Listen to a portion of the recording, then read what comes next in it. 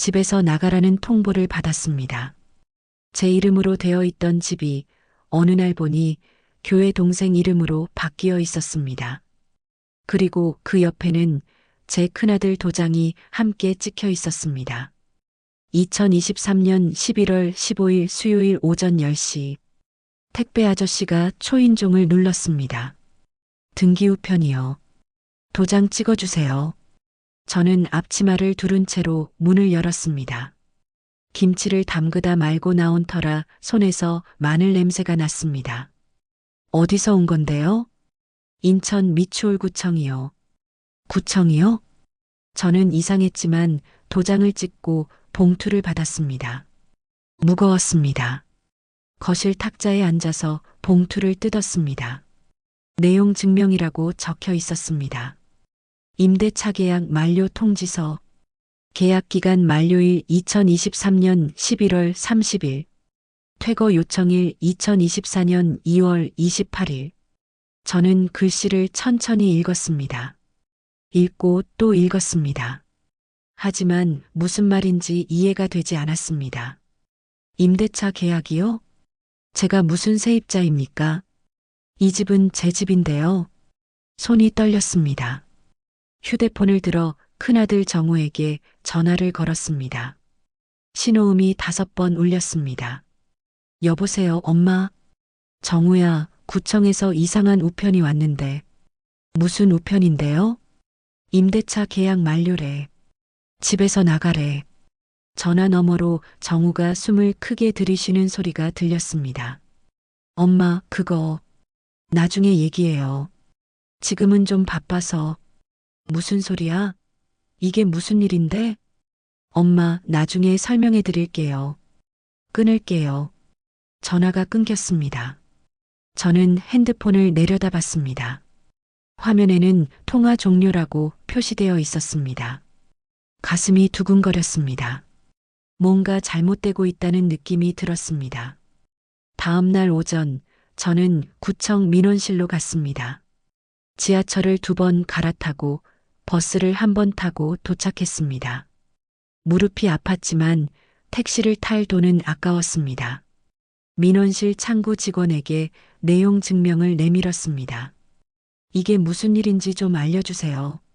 직원은 서류를 확인하더니 컴퓨터를 두드렸습니다. 주소지가 미추홀구 도화동 123-45번지 맞으시죠? 네, 맞아요. 현재 등기부상 소유자는 유미정 씨로 되어 있습니다. 뭐라고요? 제 목소리가 커졌습니다. 주변 사람들이 저를 쳐다봤습니다. 그게 무슨 소리예요? 그 집은 제 집인데요. 직원은 난처한 표정을 지었습니다. 등기부등본을 떼어보시는 게 좋을 것 같습니다. 2층 민원실에 가시면 발급받으실 수 있어요. 저는 비틀거리며 2층으로 올라갔습니다. 계단을 오르는데 숨이 찼습니다. 손잡이를 꽉 잡고 한 계단 한 계단 올라갔습니다. 2층 민원실에서 등기부등본 발급 신청서를 작성했습니다. 글씨가 흔들렸습니다. 손이 떨려서 이름도 제대로 쓰기 어려웠습니다. 10분 뒤 직원이 서류를 건넸습니다. 저는 그 자리에서 펼쳐봤습니다. 표제부, 갑구, 을구. 한자와 법률 용어가 빼곡했습니다. 하지만 한 줄은 또렷하게 보였습니다. 소유자 유미정, 주민등록번호. 제 이름은 어디에도 없었습니다. 다리에 힘이 풀렸습니다. 의자에 주저앉았습니다. 민원실 직원이 다가왔습니다. 괜찮으세요? 저는 대답하지 못했습니다. 그냥 서류를 바라봤습니다. 내 집이 없어졌습니다. 30년을 산 집이 사라졌습니다. 집으로 돌아오는 길, 저는 멍하니 걸었습니다. 신호등이 빨간불인지 파란불인지도 몰랐습니다. 누가 경적을 울렸습니다. 정신을 차리고 보니 횡단보도 한가운데 서 있었습니다. 사람들이 저를 피해 지나갔습니다. 집에 도착해서 현관문을 열었습니다. 아직도 제 손에 열쇠가 있다는 게 신기했습니다. 집은 제 것이 아닌데 열쇠는 제 손에 있었습니다. 거실 탁자에 등기부등본을 펼쳐 놓았습니다. 핸드폰을 들었습니다. 유미정에게 전화를 걸었습니다. 신호음만 울렸습니다. 받지 않았습니다. 다시 걸었습니다. 또 받지 않았습니다. 문자를 보냈습니다. 미정아, 전화 좀 받아봐. 급한 일이야. 답장이 없었습니다. 저는 소파에 앉았습니다. 창밖을 바라봤습니다. 해가 지고 있었습니다. 2년 전인 2021년 9월, 동네에 소문이 돌기 시작했습니다. 재개발한다더라. 시장에서 생선을 사는데 옆 아주머니가 말했습니다. 순애 씨 들었어? 우리 동네 재개발 확정됐대. 네. 재개발이요? 응, 조합 사무실도 생긴대. 보상금도 나온대. 저는 그 말이 실감나지 않았습니다. 우리 같은 낡은 동네가 재개발이라니. 하지만 며칠 뒤 정말로 현수막이 걸렸습니다. 도화동 재개발 구역 지정 확정. 조합원 모집 중. 설명회 일정 9월 15일 오후 7시 주민센터. 저는 설명회에 갔습니다. 주민센터 대강당은 사람들로 가득했습니다. 나이 지긋한 어르신들이 대부분이었습니다. 앞쪽에서 조합 관계자가 마이크를 잡고 설명했습니다. 재개발 구역 면적, 사업 기간, 예상 보상금. 숫자들이 쏟아졌습니다. 평당 얼마, 비례율 몇 %, 분담금 얼마. 제 머리로는 이해할 수 없었습니다. 옆 사람에게 물었습니다. 저기요, 비례율이 뭐예요? 그 사람도 잘 모른다는 표정이었습니다. 설명회가 끝나고 사람들이 우르르 나갔습니다. 저는 자리에 그대로 앉아 있었습니다. 머리가 복잡했습니다. 그때였습니다. 뒤에서 누군가 제 어깨를 톡톡 두드렸습니다. 언니, 괜찮으세요? 돌아보니 유미정이었습니다. 미정이는 저보다 15살 어렸지만 교회에서는 언제나 제 옆자리에 앉았습니다. 새벽기도 15년을 함께 다닌 사이였습니다. 미정아, 언니 어려우시죠? 저도 처음엔 하나도 못 알아들었어요. 너도 재개발 대상이야? 네, 저희 집도 이 구역이에요. 미정이가 제 옆에 앉았습니다. 언니, 제가 설명해 드릴게요. 남편이 부동산 중개업 하잖아요. 이런 거 좀 알거든요. 그래. 네. 일단 조합원 가입부터 하셔야 해요. 그래야 나중에 보상금 받으실 수 있어요. 미정이는 가방에서 수첩과 펜을 꺼냈습니다. 그리고 차근차근 설명해 주기 시작했습니다. 조합원이 되면 보상금을 받을 수 있다는 것. 기존 집 평수와 시세에 따라 보상금이 달라진다는 것. 새 아파트를 받으려면 추가 분담금을 내야 한다는 것. 저는 미정이의 설명을 들으며 조금씩 이해하기 시작했습니다. 그럼 나는 얼마나 받을 수 있어? 언니 집이 24평이죠? 요즘 시세로 따지면 한 8억 정도는 나올 것 같아요. 8억? 저는 깜짝 놀랐습니다.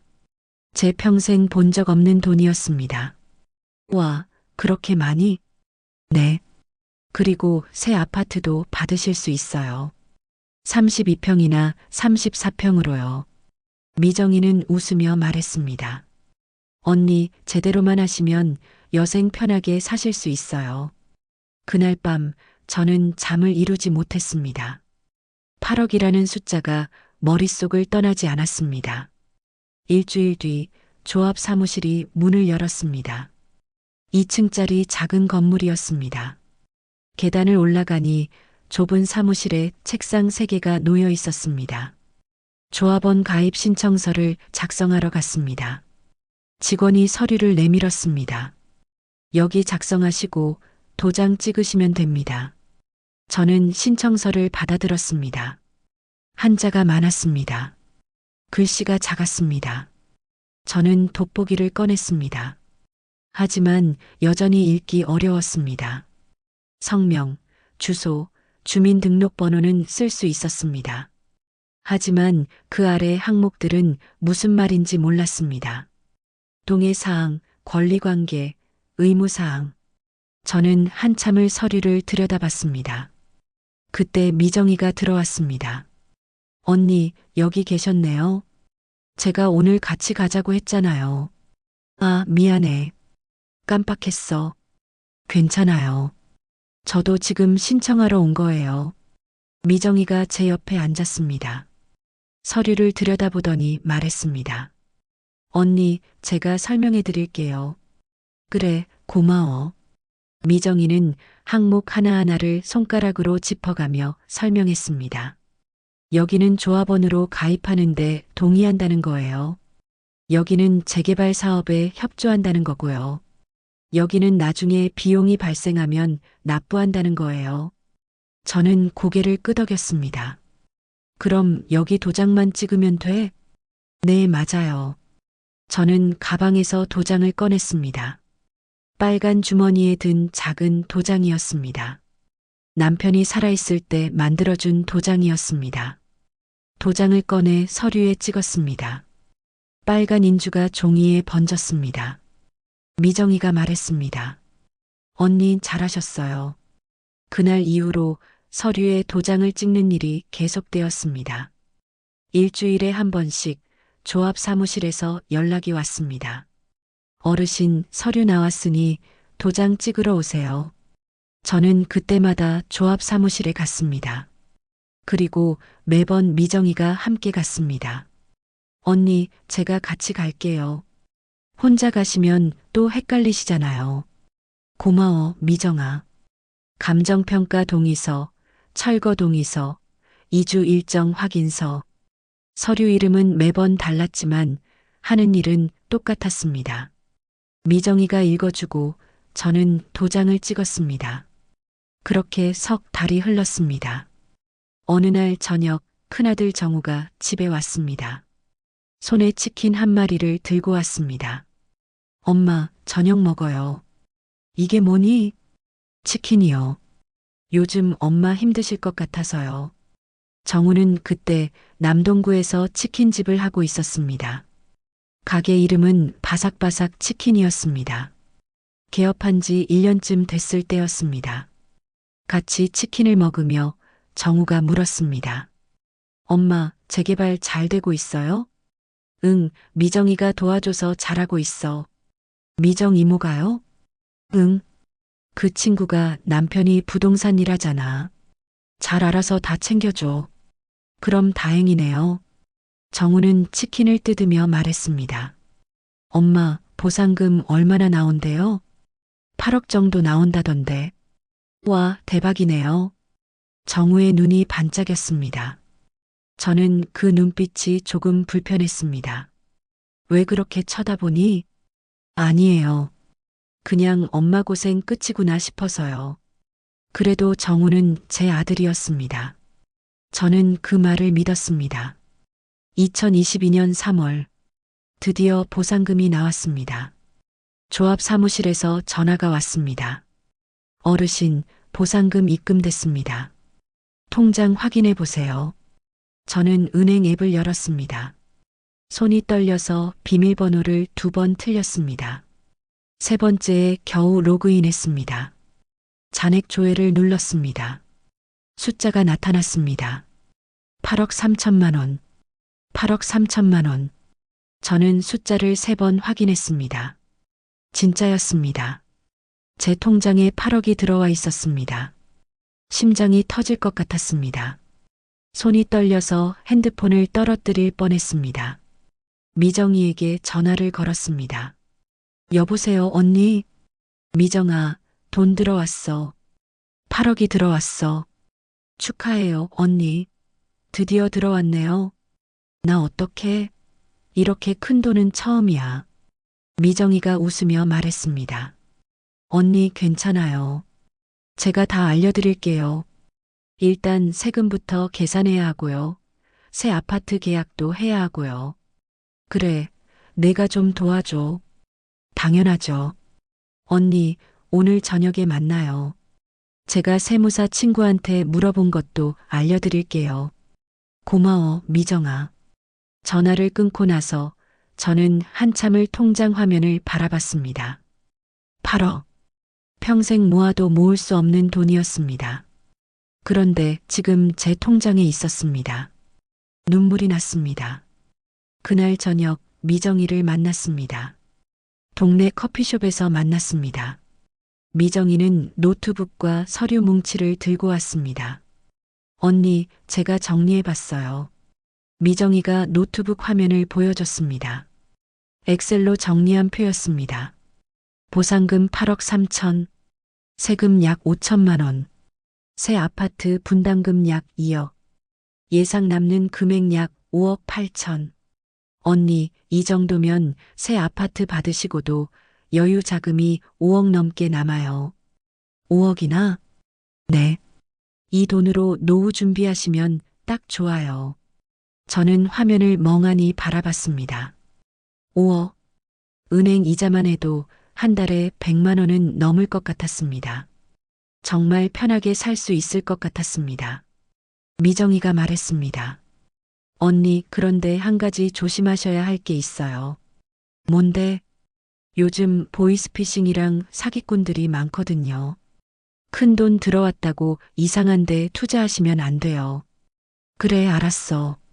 그리고 언니 가족들한테도 함부로 말씀하지 마세요. 왜? 돈 문제로 가족끼리 싸우는 경우 많아요. 특히 자식들이요. 저는 고개를 끄덕였습니다. 하지만 속으로는 생각했습니다. 내 자식들은 그렇지 않아. 며칠 뒤 둘째 딸 지연이가 서울에서 내려왔습니다. 지연이는 5년 전에 결혼해서 서울로 떠났습니다. 남편은 회사원이었고 아이는 아직 없었습니다. 명절에도 잘 안 내려왔습니다. 바쁘다는 이유였습니다. 그런 지연이가 갑자기 나타났습니다. 엄마, 잘 지내셨어요? 그래, 잘 지냈어. 너는? 저도 잘 지냈어요. 지연이는 거실을 둘러봤습니다. 엄마, 재개발 보상금 받으셨다면서요? 저는 조금 놀랐습니다. 너 어떻게 알았어? 오빠한테 들었어요. 그래. 서류는 직접 확인하셨어요? 서류? 응, 다 확인했어. 정말요? 계약서, 등기부등본, 전부 다요? 저는 짜증이 났습니다. 그래, 다 확인했어. 미정이가 도와줘서 다 했어. 미정이 뭐요? 응. 지연이의 표정이 굳어졌습니다. 엄마, 서류 한번 보여주세요. 왜? 내가 왜 봐? 확인 좀 해보고 싶어서요. 너는 엄마를 못 믿니? 아니에요. 그냥 혹시 몰라서요. 저는 화가 났습니다. 지연이는 늘 이랬습니다. 오지도 않다가 와서는 이것저것 참견했습니다. 그냥 가. 엄마는 바빠. 엄마. 가라니까. 지연이는 더 이상 말하지 않았습니다. 한숨만 한 번 쉬고 돌아갔습니다. 현관문이 닫히는 소리가 유난히 크게 들렸습니다. 저는 소파에 앉아서 텔레비전을 켰습니다. 하지만 화면이 눈에 들어오지 않았습니다. 지연이의 표정이 자꾸 떠올랐습니다. 걱정스러운 눈빛이었습니다. 하지만 저는 그 눈빛을 무시했습니다.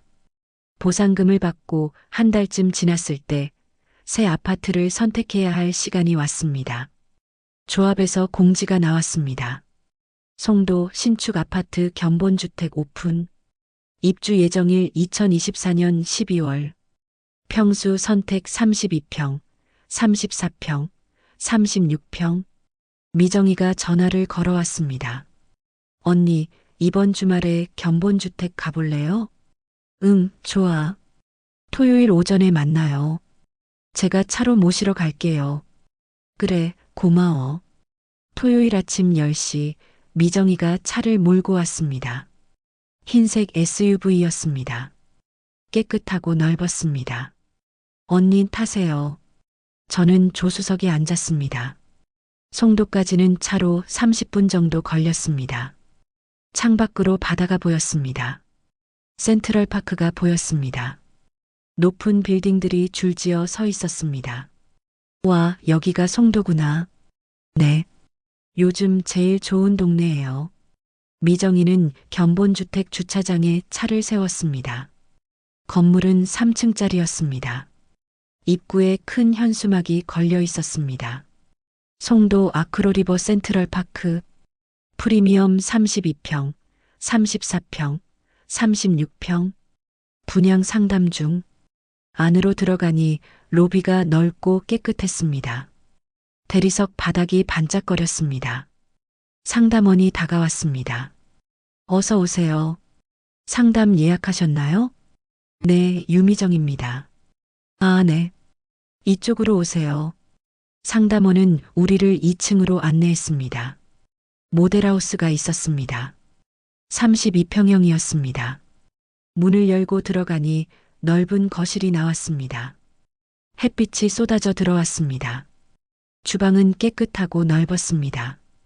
방은 2개였습니다. 안방에는 드레스룸이 있었습니다. 화장실은 2개였습니다. 저는 모델하우스를 천천히 둘러봤습니다. 이런 집에 살 수 있다니 믿기지 않았습니다. 평생 낡은 아파트에서 살았는데 이제는 이런 새 집에서 살 수 있다니 눈물이 났습니다. 미정이가 제 어깨를 토닥였습니다. 언니 예쁘죠? 응, 너무 예뻐.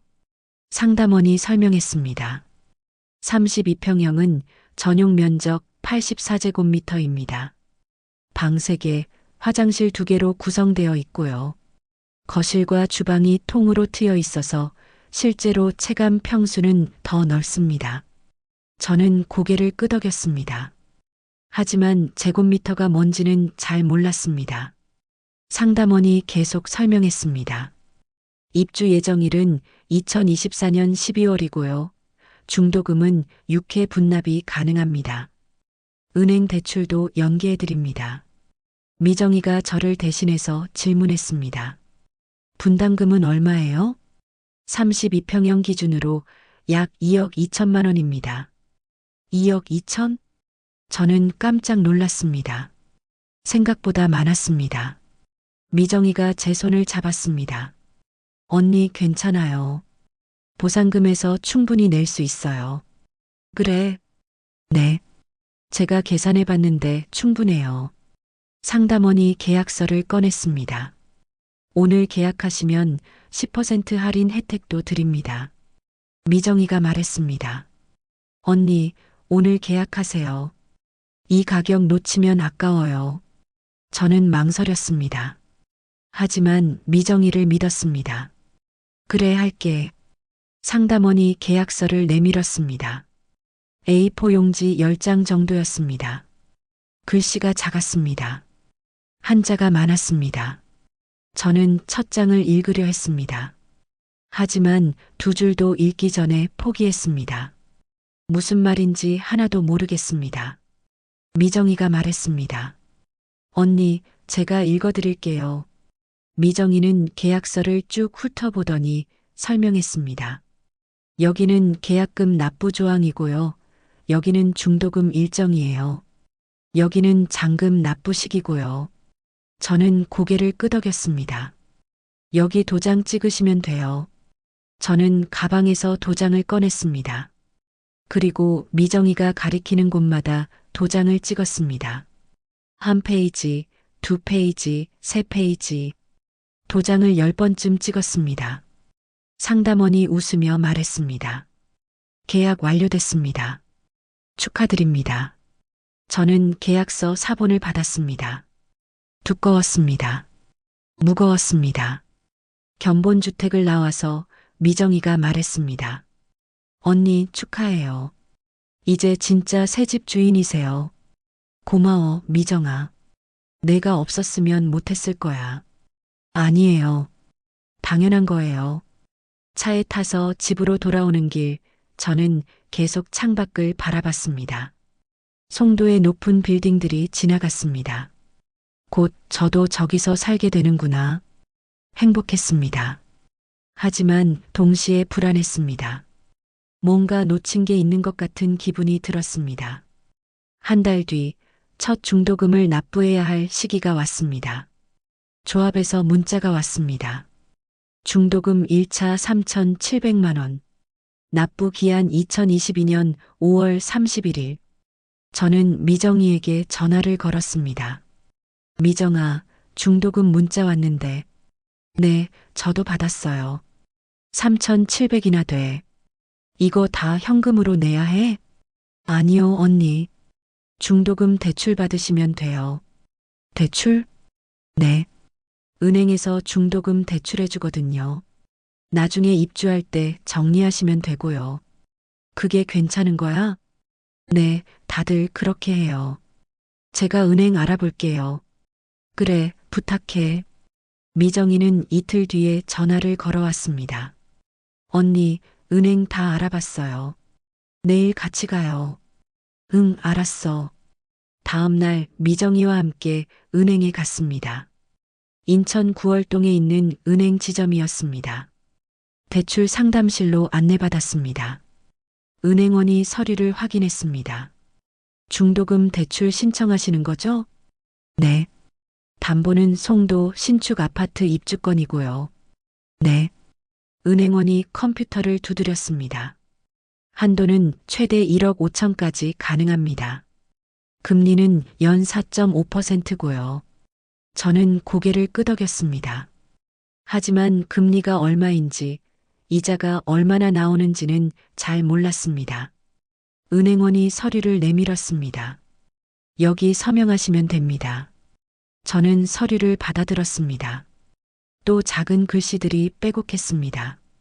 대출 약정서, 담보 설정 동의서, 개인정보 제공 동의서.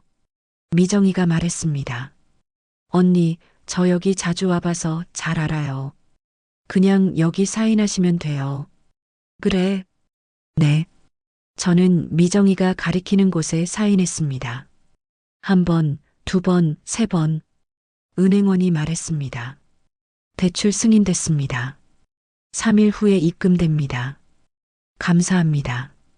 은행을 나와서 미정이가 말했습니다. 언니, 이제 중도금 걱정 끝났어요. 그래, 고마워. 하지만 가슴 한편이 무거웠습니다. 대출을 받는다는 게 왠지 불안했습니다. 그로부터 한 달쯤 지났을 때 이상한 일이 생기기 시작했습니다. 첫 번째는 관리비 고지서였습니다. 우편함에서 고지서를 꺼냈는데 이름이 이상했습니다. 수신인 유미정. 제 이름이 아니었습니다. 저는 관리사무소에 전화를 걸었습니다. 여보세요. 관리비 고지서가 잘못 왔는데요. 주소가 어떻게 되세요? 도화동 123-45번지요. 잠시만요. 직원이 확인하더니 말했습니다. 등록된 세대주가 유미정 씨로 되어 있는데요. 아니에요. 제가 세대주예요. 이순애요. 그럼 세대주 변경 신청하셔야 해요. 저는 전화를 끊고 미정이에게 전화를 걸었습니다. 미정아, 관리비 고지서가 내 이름으로 왔는데. 아, 그거요? 제가 중도금 대출 받을 때 잠시 제 명의로 바꿔놨어요. 왜? 은행에서 요구해서요. 나중에 다시 바꿔놓을게요. 그래. 네, 걱정하지 마세요. 저는 전화를 끊었습니다. 하지만 마음이 개운하지 않았습니다. 두 번째는 은행 문자였습니다. 어느 날 저녁 핸드폰에 문자가 왔습니다. 대출 이자 납부 안내. 납부 금액 56만 7천 원. 납부 기한 2022년 7월 5일. 저는 깜짝 놀랐습니다. 대출 이자가 한 달에 56만 원이나 된다고요? 미정이에게 전화를 걸었습니다. 미정아, 대출 이자가 56만 원이래. 네, 맞아요. 이게 매달 나가는 거야? 네. 중도금 대출이 그래요. 그럼 1년이면 600만 원이 넘잖아. 언니, 걱정하지 마세요. 나중에 입주하면 다 정리돼요. 그래도 언니 괜찮아요. 제가 계산 다 해봤어요. 저는 전화를 끊었습니다. 하지만 밤새 잠을 이루지 못했습니다. 매달 56만 원씩 나간다는 게 부담스러웠습니다. 2022년 8월, 정우가 집에 찾아왔습니다. 표정이 어두웠습니다. 엄마, 저 할 말이 있어요. 무슨 일이야? 정우는 한참을 말하지 못했습니다.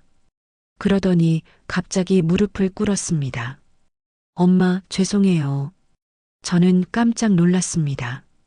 야, 무슨 짓이야? 일어나.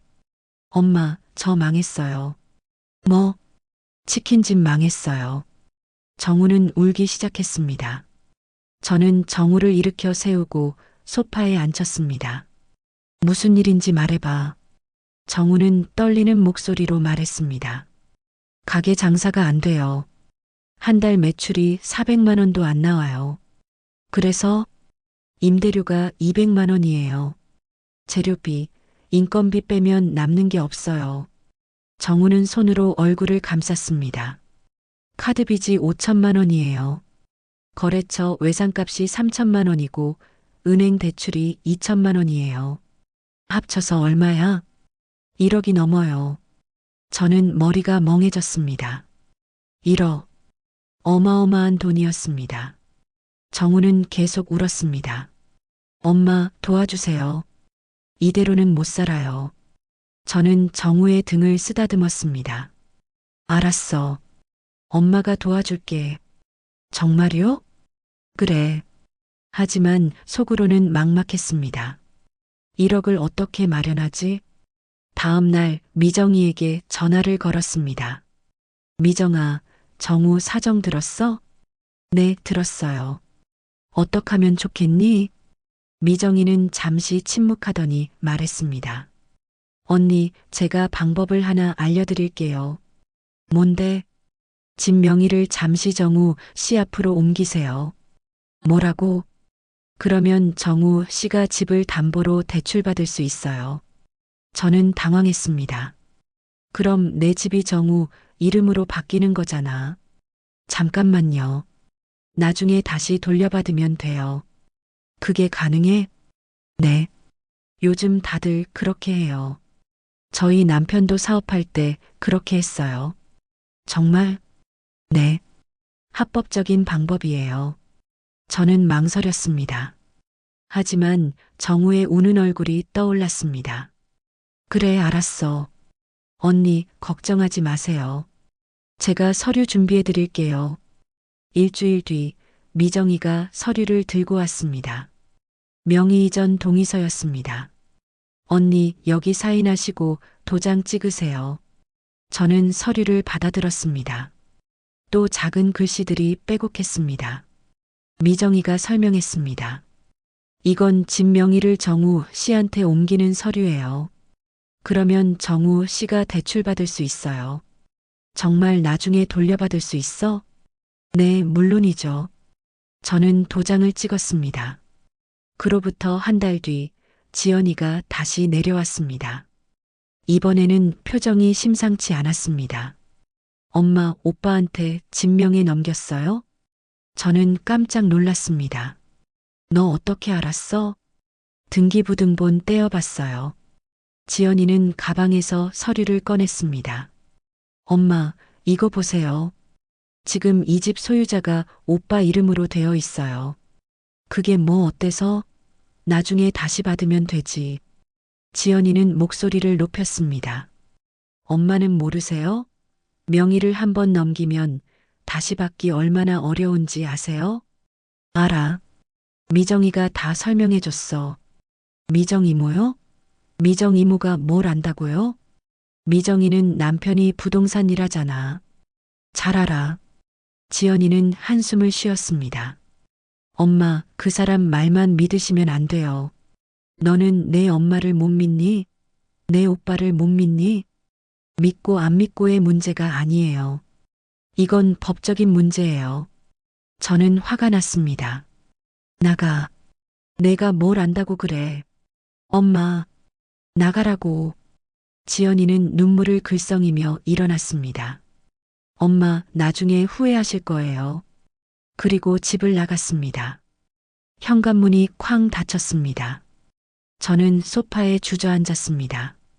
가슴이 답답했습니다. 2023년 봄, 이상한 일들이 계속 생겼습니다. 관리비 고지서는 여전히 유미정 이름으로 왔습니다. 재산세 고지서도 유미정 이름으로 왔습니다. 저는 미정이에게 전화를 걸었습니다. 미정아, 재산세도 내 이름으로 왔는데. 아, 그거요? 제가 처리할게요. 언제 내 이름으로 바꿔줄 거야? 곧 바꿔드릴게요.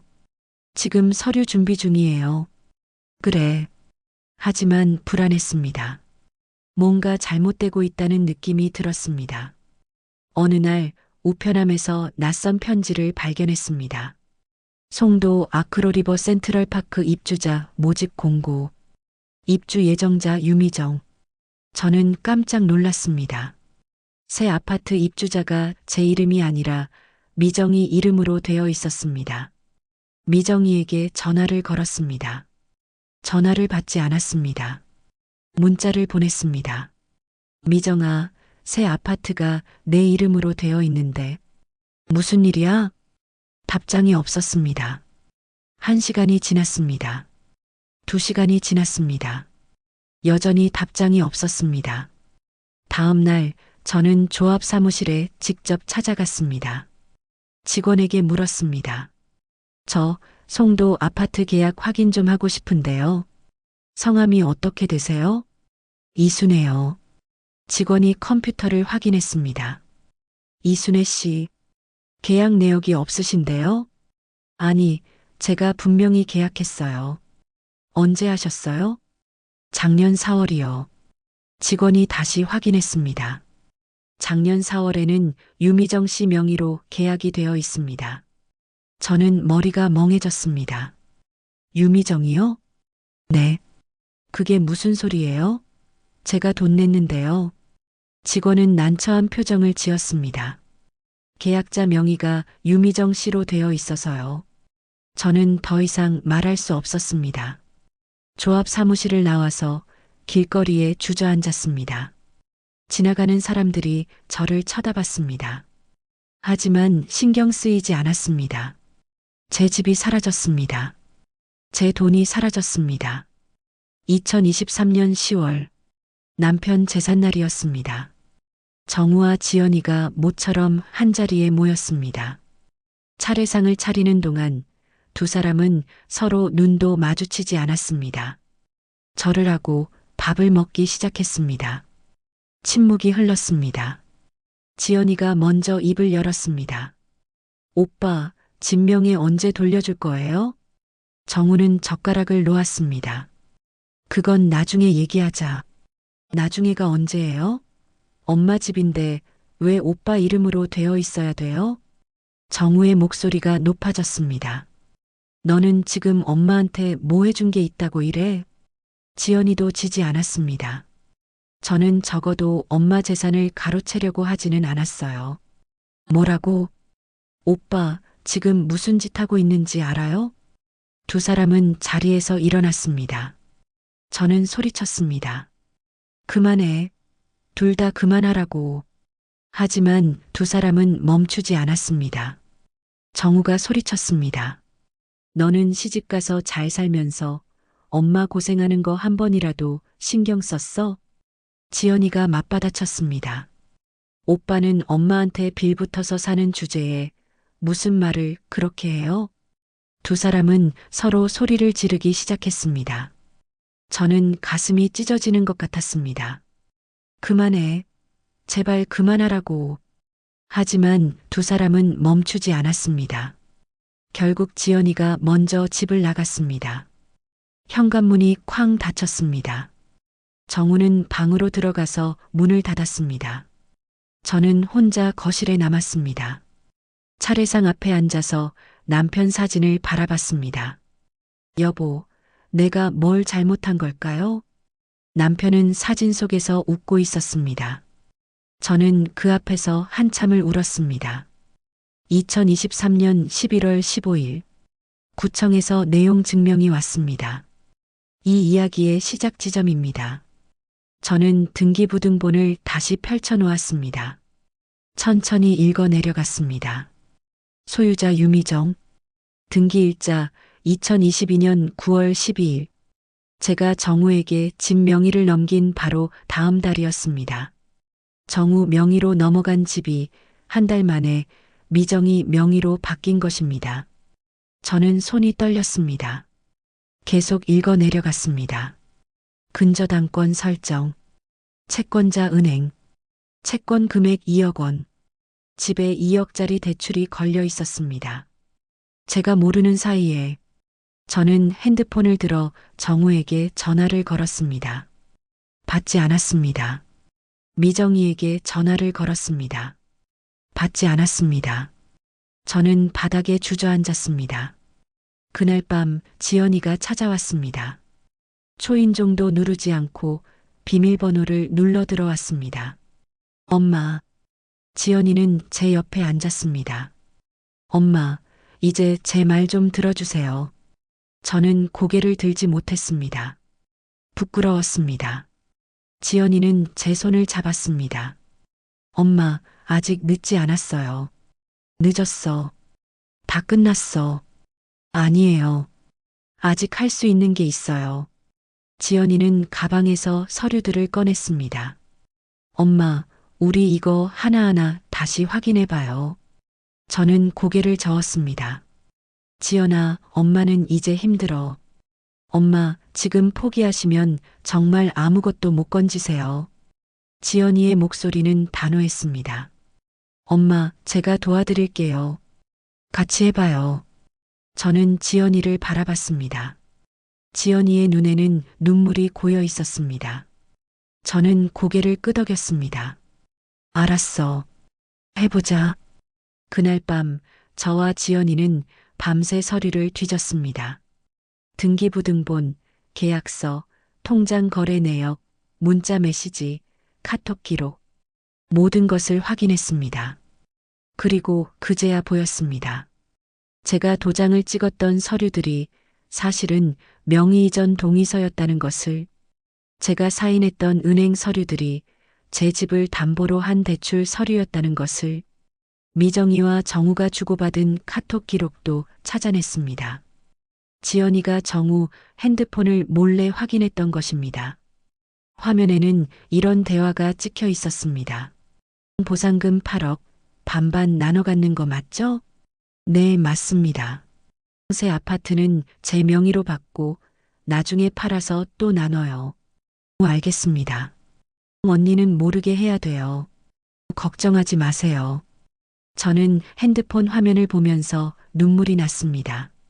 정우야, 너마저. 지연이가 제 어깨를 감싸 안았습니다. 엄마, 울지 마세요. 우리 이제 싸워야 해요. 어떻게? 법으로요. 다음 날 아침 지연이는 저를 데리고 법률 상담소에 갔습니다. 구청 건물 3층에 있는 무료 법률 상담소였습니다. 변호사는 50대 중반쯤 되어 보이는 여자 변호사였습니다. 어떻게 오셨어요? 지연이가 먼저 설명했습니다. 변호사는 서류를 천천히 검토했습니다. 등기부등본, 계약서, 카톡 기록. 10분쯤 지나서 변호사가 고개를 들었습니다. 명의 이전 당시 의사 능력이 있었는지, 사기나 강박이 있었는지가 중요합니다. 의사 능력이요?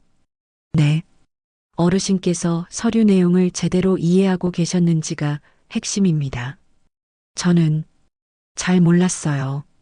미정이가 읽어주는 대로 도장을 찍었어요. 변호사는 고개를 끄덕였습니다. 그럼 이게 사기에 해당할 가능성이 있습니다. 사기요? 네. 상대방이 중요한 사실을 숨기고 어르신을 속여서 재산을 가로챈 거니까요. 그럼 제 집을 되찾을 수 있어요?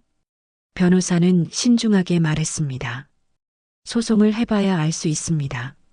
하지만 이 정도 증거면 충분히 승산이 있습니다. 저는 희망이 생겼습니다. 그럼 어떻게 해야 돼요? 일단 명의 이전 무효 소송을 제기하셔야 합니다. 그리고 형사고소도 병행하는 게 좋습니다. 형사고소요? 네. 사기죄로요. 저는 정우의 얼굴이 떠올랐습니다. 제 아들을 고소해야 한다니 가슴이 아팠습니다. 하지만 지연이가 제 손을 꽉 잡았습니다. 엄마, 해야 돼요. 저는 고개를 끄덕였습니다. 알았어. 하겠습니다. 변호사를 정식으로 선임했습니다. 착수금은 300만 원이었습니다. 저에게는 큰 돈이었지만 지연이가 반을 부담했습니다. 엄마, 걱정하지 마세요. 제가 도와드릴게요. 고마워, 지연아. 소장을 작성하는데 일주일이 걸렸습니다. 변호사는 서류를 꼼꼼히 검토했습니다. 어르신, 법원에 제출할 진술서를 작성해야 합니다. 진술서요? 네. 어르신이 직접 경위를 설명하는 글이에요. 저는 며칠 동안 진술서를 썼습니다. 처음에는 한 줄도 쓸 수 없었습니다. 어디서부터 시작해야 할지 몰랐습니다. 하지만 지연이가 옆에서 도와줬습니다. 엄마, 천천히 생각나는 대로 말씀하세요. 제가 받아 적을게요. 그렇게 사흘 동안 저는 제 이야기를 했습니다. 재개발 발표부터 미정이를 만난 것부터 서류에 도장을 찍은 것부터 모든 것을 말했습니다. 지연이는 그것을 글로 옮겼습니다. 일주일 뒤 A4 용지 10장 분량의 진술서가 완성되었습니다. 2023년 12월 소장을 법원에 제출했습니다. 사건 번호가 배정되었습니다. 2023 가단 54321. 첫 재판 날짜가 잡혔습니다. 2024년 1월 18일.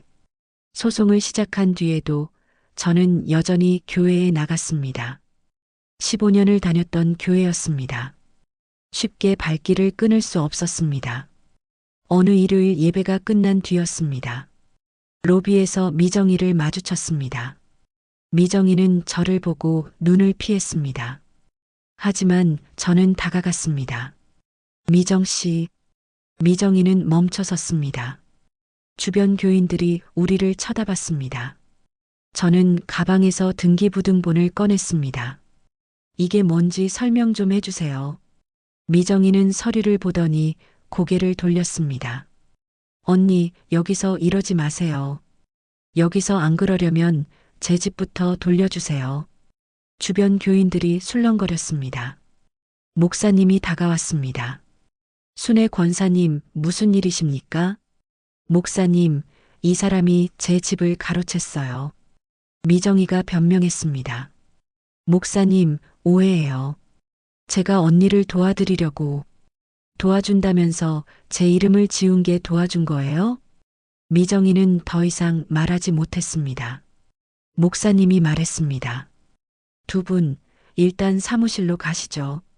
교회 사무실에서 목사님이 중재를 시도했습니다. 두 분, 어떻게 된 일인지 차근차근 말씀해 보세요. 저는 처음부터 끝까지 설명했습니다. 재개발 이야기부터 서류 이야기, 명의 이전 이야기, 모든 것을 말했습니다. 미정이는 고개를 숙이고 있었습니다.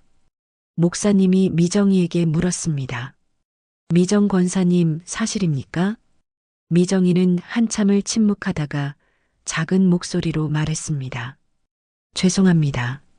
목사님이 한숨을 쉬었습니다. 미정 권사님, 이건 심각한 문제입니다. 저도 어쩔 수 없었어요. 무슨 소리예요? 저희 남편이 사업 실패해서 빚이 너무 많았어요. 그래서 제 집을 빼앗은 거예요? 미정이는 대답하지 못했습니다. 목사님이 말했습니다. 미정 권사님, 이건 법적으로 해결하셔야 할 것 같습니다. 그날 이후로 저는 교회에 나가지 않았습니다. 2024년 1월 18일, 첫 재판 날이었습니다. 인천지방법원 312호 법정이었습니다. 저와 지연이는 일찍 도착했습니다. 법정 복도에서 미정이를 마주쳤습니다. 미정이 옆에는 정우가 서 있었습니다. 두 사람은 변호사와 함께 있었습니다. 정우는 저를 보고도 고개를 돌렸습니다. 저는 가슴이 무너지는 것 같았습니다. 법정 안으로 들어갔습니다. 판사님이 들어오시고 재판이 시작되었습니다. 원고 측 변호사가 먼저 주장을 펼쳤습니다. 피고들은 원고의 고령과 문맹을 이용해 중요한 사실을 숨기고 명의 이전을 진행했습니다. 피고 측 변호사가 반박했습니다. 원고는 모든 서류를 확인하고 자발적으로 동의했습니다. 판사님이 저에게 질문했습니다. 원고, 당시 서류 내용을 이해하고 계셨습니까? 저는 떨리는 목소리로 대답했습니다. 아니요. 미정 씨가 읽어주는 대로 도장을 찍었습니다. 왜 확인하지 않으셨습니까? 믿었으니까요. 15년을 함께 교회 다닌 사람이었으니까요. 판사님은 고개를 끄덕였습니다. 피고 측 변호사가 말했습니다. 신뢰는 법적 효력이 없습니다. 원고가 서류를 확인하지 않은 것은 원고의 과실입니다. 제 변호사가 반박했습니다. 피고들은 원고를 고의로 기만했습니다. 증거를 제출하겠습니다. 그리고 카톡 대화 기록을 제출했습니다. 판사님이 그 기록을 읽었습니다. 법정이 조용해졌습니다. 판사님이 미정이를 쳐다봤습니다. 피고 유미정, 이 대화 내용에 대해 설명해 주시겠습니까? 미정이는 말을 더듬었습니다. 그건 그냥 농담이었습니다. 농담치고는 구체적인데요. 미정이는 대답하지 못했습니다. 판사님이 말했습니다.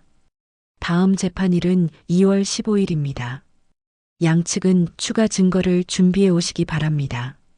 재판은 그렇게 끝났습니다. 두 번째 재판을 앞두고 저희는 결정적 증거를 찾아냈습니다. 중개사무소 CCTV였습니다. 미정이가 운영하는 중개사무소의 CCTV였습니다. 지연이가 중개사무소에 직접 찾아가서 요청했습니다. 처음에는 거절당했습니다. 하지만 지연이는 포기하지 않았습니다. 법원 영장을 받아왔습니다. 그리고 CCTV 영상을 확보했습니다. 영상에는 결정적인 장면이 찍혀 있었습니다. 2022년 9월 10일, 미정이와 정우가 중개사무소에 앉아 있었습니다. 제가 없는 자리였습니다. 두 사람은 서류를 펼쳐놓고 도장을 찍고 있었습니다. 그리고 미정이가 제 도장을 직접 찍는 장면도 찍혀 있었습니다. 저희는 그 영상을 법원에 제출했습니다. 2024년 2월 15일, 두 번째 재판이 열렸습니다. 저희 변호사가 CCTV 영상을 제출했습니다. 판사님이 영상을 확인했습니다. 법정 안 스크린에 영상이 재생되었습니다. 미정이가 제 도장을 찍는 장면이 선명하게 보였습니다. 법정이 술렁거렸습니다. 미정이는 고개를 떨구었습니다. 정우는 얼굴이 하얗게 변했습니다. 판사님이 물었습니다. 피고 유미정, 이 영상에 대해 설명하시겠습니까? 미정이는 대답하지 못했습니다. 피고 측 변호사도 할 말이 없는 것 같았습니다. 판사님이 말했습니다. 다음 재판일은 3월 20일입니다. 그때 판결을 선고하겠습니다. 두 번째 재판이 끝난 뒤 일주일쯤 지났을 때였습니다. 정우가 집에 찾아왔습니다. 혼자 왔습니다. 인터폰을 눌렀습니다. 엄마, 저예요. 정우예요. 저는 문을 열어주지 않았습니다. 엄마, 제발요. 얘기 좀 해요. 저는 인터폰을 꺼버렸습니다. 정우는 문 밖에서 한참을 서 있었습니다. 그러다가 문 앞에 무언가를 놓고 갔습니다. 1시간쯤 지나서 저는 문을 열어봤습니다. 봉투가 놓여 있었습니다. 안에는 편지가 들어 있었습니다. 정우의 손글씨였습니다. 엄마, 죄송합니다. 저는 편지를 읽지 않고 접었습니다. 그리고 서랍 깊숙이 넣어두었습니다. 2024년 3월 20일, 판결이 선고되는 날이었습니다. 법정은 사람들로 가득했습니다. 판사님이 들어오셨습니다. 판결을 선고하겠습니다. 법정이 조용해졌습니다. 판사님이 판결문을 읽기 시작했습니다. 피고 유미정과 피고 김정우는 원고를 기망하여 부동산 명의이전을 진행한 사실이 인정됩니다. 따라서 해당 명의이전은 무효로 합니다. 피고들은 원고에게 해당 부동산을 반환하고 그동안 발생한 손해를 배상하라. 손해배상액은 5천만 원으로 한다. 저는 눈물이 났습니다. 지연이가 제 손을 꽉 잡았습니다. 엄마, 이겼어요. 판사님이 계속 말씀하셨습니다. 또한 피고들은 부동산에 설정된 근저당권을 말소하고 피고 유미정 명의로 된 송도 아파트 계약도 원고 명의로 변경하라. 저는 믿을 수 없었습니다. 집을 되찾았습니다. 새 아파트도 되찾았습니다.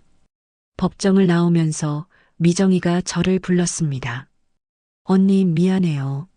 저는 돌아보지 않았습니다. 미정이는 다시 말했습니다. 저도 빚이 많았어요. 어쩔 수 없었어요. 저는 그제야 미정이를 돌아봤습니다. 어쩔 수 없다고요? 15년을 함께 기도하던 사람이 내 집을 빼앗는 게 어쩔 수 없는 일이었어요?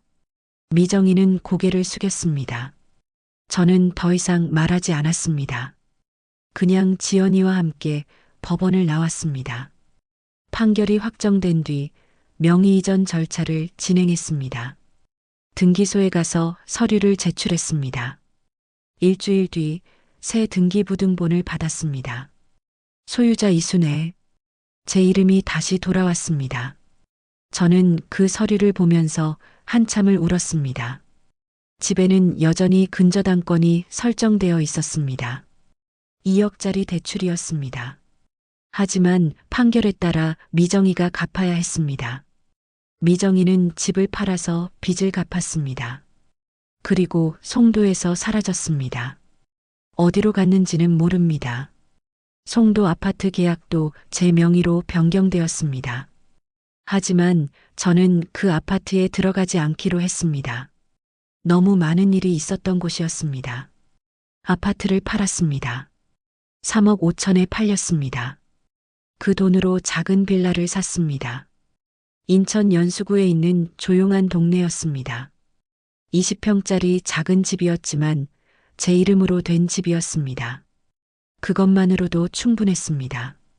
남은 돈으로 작은 반찬 가게를 열었습니다. 집 근처 골목에 있는 작은 가게였습니다.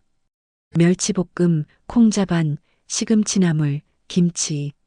제가 평생 만들어온 반찬들이었습니다. 가게는 크지 않았지만 손님들이 조금씩 찾아왔습니다. 동네 어르신들이 주 고객이었습니다. 반찬 맛있어요. 고맙습니다. 저는 매일 새벽 5시에 일어나서 반찬을 만들었습니다. 몸은 힘들었지만 마음은 편했습니다. 제 손으로 번 돈으로 사는 삶이었습니다. 지연이는 저와 함께 살기로 했습니다. 서울 집을 정리하고 인천으로 내려왔습니다. 남편은 주말에만 내려왔습니다.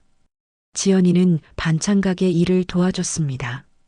배달도 하고 손님 응대도 했습니다. 함께 일하는 시간이 행복했습니다. 어느 날 저녁 저와 지연이는 함께 밥을 먹고 있었습니다. 지연이가 말했습니다. 엄마가 자랑스러워요. 저는 고개를 들었습니다. 내가 왜 포기하지 않으셨잖아요. 끝까지 싸우셨잖아요. 저는 웃었습니다. 엄마가 뭘 대단한 일을 했다고. 대단한 일이에요. 엄마 또래분들은 대부분 그냥 포기하시거든요. 저는 지연이의 손을 잡았습니다. 내가 있어서 가능했어. 고마워, 지연아. 지연이도 제 손을 꽉 잡았습니다. 정우에게서 가끔 편지가 왔습니다. 처음 편지는 판결 직후에 왔습니다. 엄마, 죄송합니다. 저는 편지를 읽지 않고 서랍에 넣어두었습니다. 두 번째 편지는 3달 뒤에 왔습니다. 엄마, 잘 지내세요. 역시 읽지 않고 서랍에 넣었습니다. 세 번째 편지는 반년 뒤에 왔습니다. 이번에는 편지를 열어봤습니다. 엄마, 저는 지금 대전에 있습니다. 작은 식당에서 설거지 일을 하고 있어요. 빚을 갚으려고 열심히 일하고 있습니다. 엄마를 볼 면목이 없습니다. 하지만 언젠가는 엄마 앞에 다시 설 수 있는 사람이 되고 싶습니다. 죄송합니다. 정우 올림. 저는 편지를 접었습니다. 그리고 또 서랍에 넣었습니다. 하지만 이번에는 찢지 않았습니다. 어느 일요일 아침 저는 산책을 나갔습니다. 걷다 보니 옛날에 다니던 교회 앞이었습니다. 예배 시간이었는지 사람들이 교회로 들어가고 있었습니다. 저는 멀리서 그 모습을 바라봤습니다. 15년을 다녔던 교회였습니다. 새벽 기도를 함께 드렸던 교회였습니다. 하지만 이제는 돌아갈 수 없는 곳이었습니다. 저는 고개를 돌렸습니다. 그리고 다시 걸었습니다. 어느 날 밤 저는 혼자 베란다에 앉아 있었습니다. 밤하늘에 별이 보였습니다. 찬바람이 불었습니다. 저는 담요를 두르고 밖을 바라봤습니다. 지난 3년이 스쳐 지나갔습니다. 재개발 발표, 보상금, 미정이, 정우, 배신, 소송, 판결. 모든 것이 꿈 같았습니다. 하지만 지금 이 순간은 현실이었습니다. 제 집이었습니다. 제 이름으로 된 집이었습니다. 저는 작은 메모장을 꺼냈습니다. 그리고 글을 쓰기 시작했습니다. 나이를 먹는다는 건 가진 걸 지키는 연습을 다시 시작하는 일입니다. 가족도, 교회도, 친구도 좋지만 제 이름이 적힌 서류를 끝까지 지켜보는 건 결국 제 몫이었습니다. 믿음도 중요하지만 확인은 더 중요합니다. 사랑도 중요하지만 선을 긋는 용기는 더 중요합니다. 저는 이제 압니다.